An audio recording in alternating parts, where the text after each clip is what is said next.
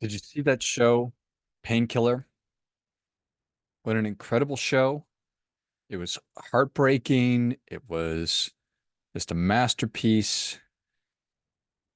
And again, it's so sad. Somebody is addicted. Somebody is an addict. It is so sad. It is so terrible. And the person is powerless to manage or to get through their addiction. Their loved ones are powerless to do anything about it. It's just such a terrible thing. If you've not seen that show, check it out. It's about the opioid epidemic and the Sackler family, but it was just so well done because it followed and traced the lives of a handful of people that became addicted to painkillers and how those painkillers absolutely destroyed their lives. And it's super powerful because they have real people, the family members, the loved ones of people that lost their lives to it, talking about and telling stories about it. There was all the characters. I think that there's something that we can each identify with or take away. There was a character he ran an auto body shop. He's a mechanic and hurt his back. He got hooked on painkillers, and we just saw this sad experience and this guy spiraling down. And the thing about an addict is that they will do anything. They will literally do anything to get the thing that they're addicted to get their fix, to get more.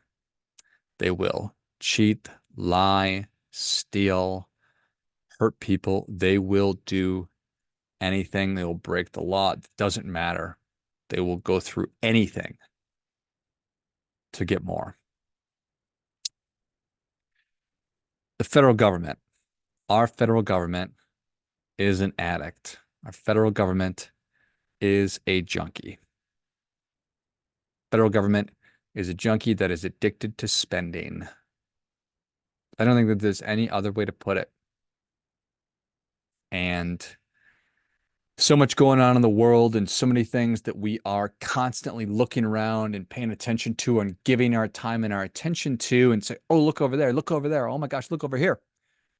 When our spending problem has been going on for a really long time. Really long time. And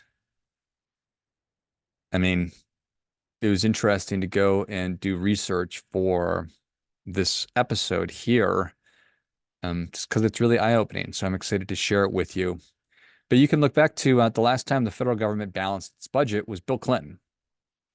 And for many of you, that was a really long time ago. Probably don't even remember when Bill Clinton was president of the United States. Aware of him now. But he was the last president to actually balance the budget. And if you would have given me a dozen guesses, I don't think that I would have guessed that Bill Clinton did that, but he did. So where is all this coming from? Well, it's been on my radar since 2018, since I started um, my first podcast, technically my second podcast, but I started learning about our national debt and running deficits and where all of our money was going. Where is it moving around to? Happily or begrudgingly paying taxes, and we all pay a lot of taxes, but I dug into it. Like, it seems like a problem, but nobody else seemed to think it was a problem. I talked to some really smart people that tried to talk me out of it and convince me that it wasn't a problem. I talked to a lot of smart people that said, yeah, this is a massive problem. So, but what's really brought things back to life are maybe recent conversations, even though we're always talking about how Social Security is going to be bankrupt, it's going to be insolvent, and what are we going to do, in 5 years or 10 years? And these are sort of realities. And then there was this proposed tax on unrealized gains that the current administration is moving on with or moving ahead with. So Pretty interesting. But let's start with Social Security. Uh, so the Social Security, there's essentially two trust funds. One is for survivor benefits. So should you have a tragedy and you have a loved one die, you're entitled to a very, very small amount of money in the form of a death benefit. So that's one. And that's important, but it's not nearly as important as the Social Security that most of us think about and are aware of, which is we receive that we pay into for all of our working years. And then when it comes time to start taking money out, that's where the second trust fund comes in. So when you read about and you hear about Social Security is going to be insolvent, I don't know what you think about, but I just typed it in. I typed in to my favorite search engine, and here are some of the headlines.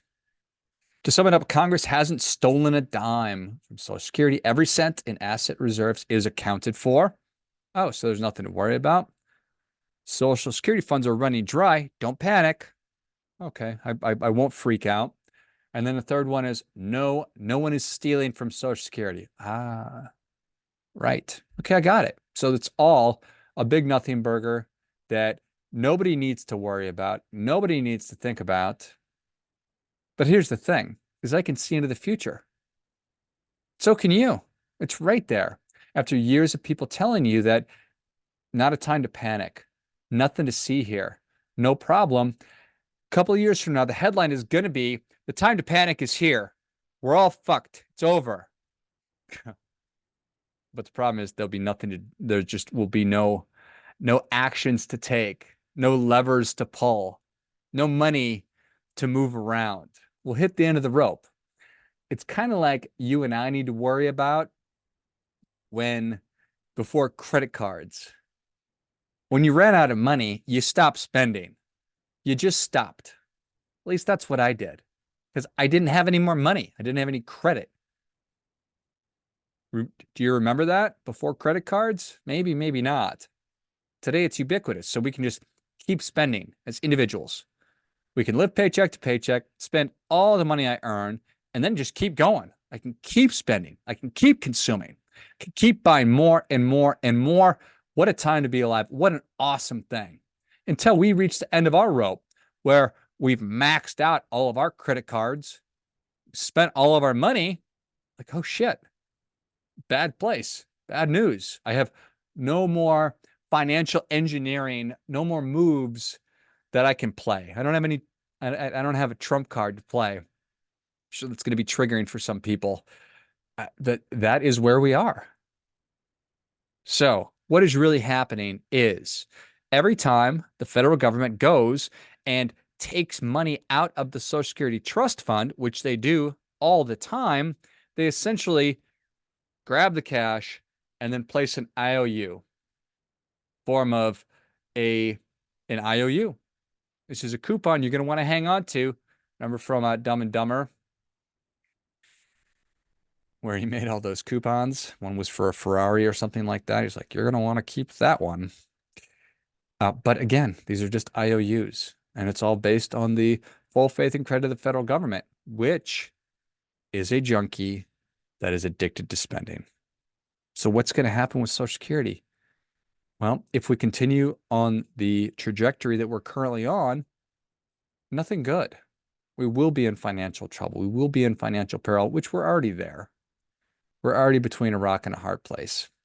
Now that I've really got you jazzed up and excited about the future of everything, let's talk about the proposed tax on unrealized gains.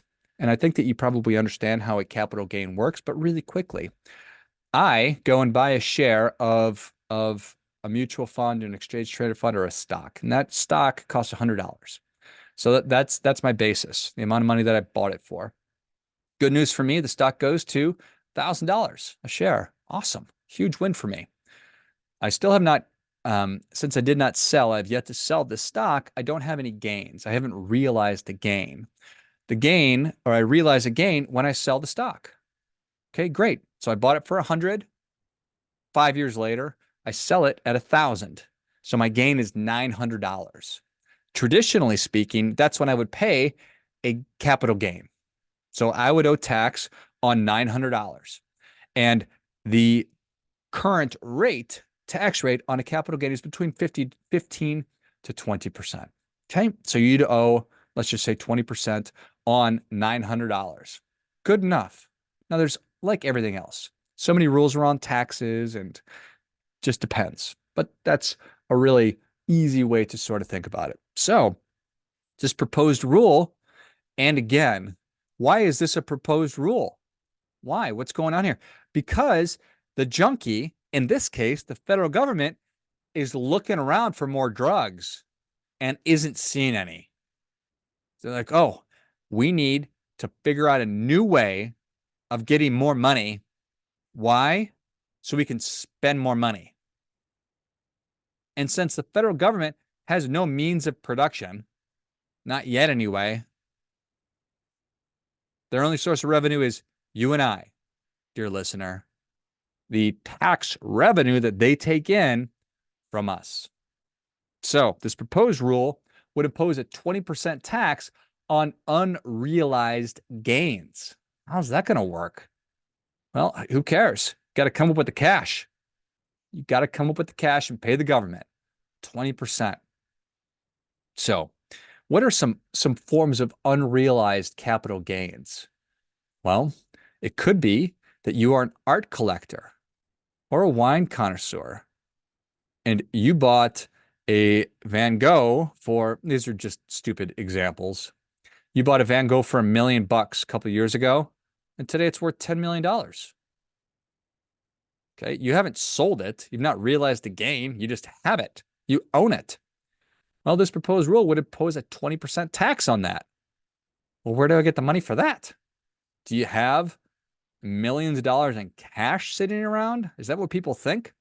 Do people think that Elon Musk has trillions of dollars in cash just coming out of his ears like Scrooge McDuck or something like that? I don't know. But Elon Musk is a perfect example of this. I bet he's got so many unrealized gains in all the companies that he's invested in. So it could be a stock, it could be a professional sports team, it could be your company. And obviously, well, it's not obvious. There's thresholds on this. So this isn't going to be imposed on everybody. It's theoretically speaking, just going to be imposed on rich people. And the idea is that these rich people must pay their fair share, which is such a maddening term. That's literally the term that Biden used. Got to get these rich people to pay their fair share. What is that even? What does that even mean? I think that we just let that wash over us. Like, oh, yeah, these 1%, they've got to pay their fair share. They're not paying their fair share. Okay, I got it. Do you know who actually pays the taxes? Do you know? I'd wager that 95% of people have no idea who's paying what in taxes. But here's how it actually works.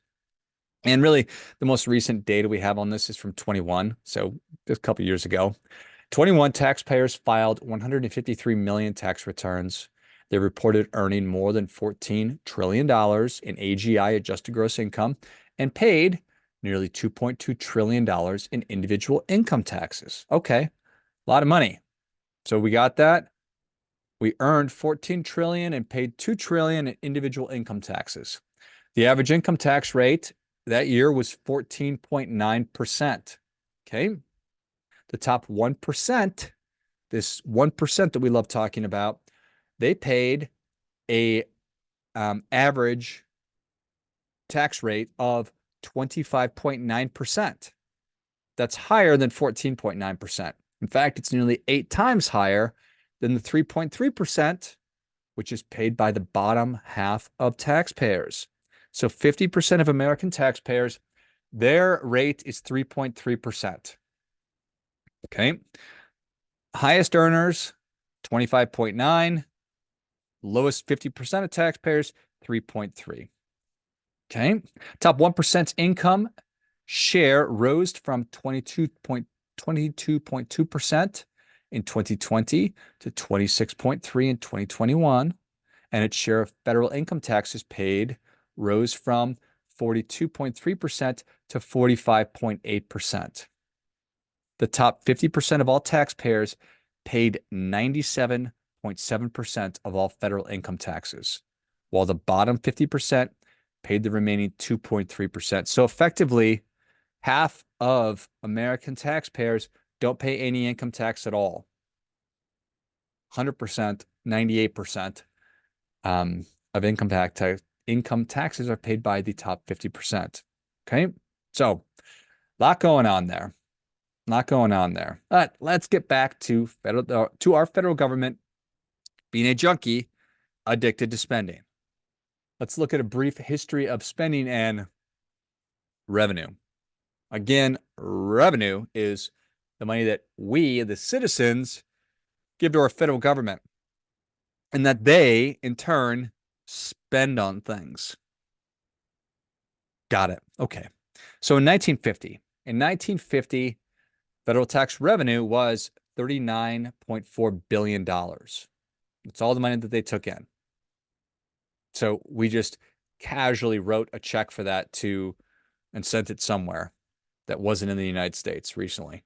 We've done that dozens of times over the past couple of years. Spending that year was $42.8 billion. So it turns out we've always sucked at this. Revenue was 39, spending was 42. That was in 1950. Let's skip ahead 25 years. 1975, $204 billion in revenue, $332 billion in spending. You see the trend here. Okay. 2021, an estimated revenue of $3.5 trillion. So 2021, you and I paid in to the federal government $3.5 trillion. Guess how much we spent? Not we. Guess how much the government spent in 2021? About the same, about 3.5, 4, 5, 6, 6.5, 7? If you said 7.4, ding, ding, ding, ding, ding, ding, ding, ding, ding, boom, you got it. Let's go. 2021, estimated revenue of 3.5 trillion, estimated spending $7.4 trillion. God. How do we cover that shortfall?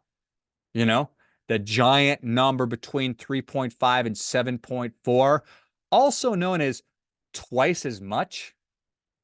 Well, when there's a shortfall between revenue and spending, government typically covers that gap through borrowing. In other words, it issues treasury securities like bonds, notes, bills to borrow money from investors to finance its operations. So, federal government issued treasury securities, borrowed money. Additionally, government may also tap into other sources of financing, such as drawing down cash balances. Yeah, we have a lot of cash balances, or utilizing certain trust funds. Oh, like Social Security. Got it. We're just talking about. And then we sold bonds to foreign countries. I see. Wouldn't want to just stop spending quite so much. Wouldn't want to do that. That's preposterous. What we need to do is just raise money. And we'll do that by issuing debt. What's the downside of that? Just free money. We'll just print these up. We'll sell them to other countries. The thing about that is we have to pay it back. We have to pay that debt back. That's how it works. We have to give them all their money back. Plus, there's interest on that money. And you know what's been going up lately? Interest rates. I don't know if you've noticed that. If you've noticed that things are more expensive than they were before. If you've noticed that the cost of buying a home and the interest on your mortgage or your car loan is way higher than it was a couple years ago. Did anybody else notice that? It's just me. Well, other thing about that is when the numbers are giant, a higher interest rate, that's a bad deal. It's eventually going to crush us. That's eventually just the interest on our national debt is eventually going to be it already is one of the largest line items in our spending. Bad news. What can be done? Thanks, George. What can we actually do about it? Well, if we had the will, if we had the fortitude, we could institute austerity measures. What does that mean? That means we stop spending so much fucking money. That's what austerity means. You tighten your belt a little bit. You push back from the table. You say, whoa, does anybody notice that our spending has gotten really out of control? Deaf ears. No, nobody's noticing that. Austerity measures are often implemented by governments facing economic challenges such as high levels of debt, budget deficits, or the occasional financial crisis. Do any of these sound familiar? These measures typically involve cutting government spending, increasing taxes, or both. So I don't know how much we're talking about cutting government spending. We are manufacturing and inventing new ways to tax people, which, by the way, do you think it's only going to be limited to the 1% or to rich people? Or do you think that eventually our government, that's a junkie addicted to spending, is going to come looking for cash from you? And when I say looking for cash from you, I mean more cash from you. How do you think it's going to play out? You take out your crystal ball, you tell me what you think. Is that crazy? I don't think that it is. Reduce spending, increase taxes with the aim of reducing deficits, restoring fiscal stability, and promoting economic growth. So, Greece did it, 2010, severe austerity measures. The UK did it following 2008. Spain did it. Portugal did it. Ireland did it. Italy did it. France did it. What's next? What will they tax next? Remember, addicts will do anything to get what they want. In this case, it's your money. So what do you do? What can you and I do? I submit we start focusing on what matters and stop focusing on what doesn't matter. Somebody is pulling the strings and causing infighting, and they've got us at each other's throats. And it's all, I mean, sure, there's bad things in the world. I'm not saying that there's not. But this is, I think, this is my way of sounding the alarm, saying, hey, you got to take a look at this. This is not sustainable. We are on the wrong path. If we keep doing what we're doing, we are going to be in a world of hurt. So, our government bankrupting us is what matters, and it matters a lot. We need an intervention. We need to get these people the help they need. I'm not mad at them. I recognize that they're addicts. And I want to approach it with love and kindness and caring. And a big part of that is if these people are in a position where they're causing themselves and others harm, we need to change that. So we need to get them out of office. Let's get these good folks. Let's get them set up in a nice rehab facility somewhere in Malibu or on a nice farm somewhere. Big yard, big fields they can run around in. And they can live out the rest of their days getting the help that they need. But we need to get them away from our government. We need to get them out of our pockets, out of our finances, because I know that you're working hard to make sure that your house is in order and you're squared away. Why aren't we not demanding the same of our government? And I do not give a fuck about modern monetary theory. Don't tell me about it. Don't tell me about it. I don't care about GDP or anything else. We have a spending problem. Our government is addicted to it. If you've not done this, go to usdebtclock.org, usdebtclock.org, and you'll see. You'll spend time staring at the screen, just kind of zoned out. You're like, holy shit. Yeah, bad news. So you exercise personal responsibility in your life. Let's insist that the people that we elected to represent us are doing just that. Friendly reminder, there's never going to be anybody more interested in your financial success than you are. It's certainly not the federal government. Act accordingly.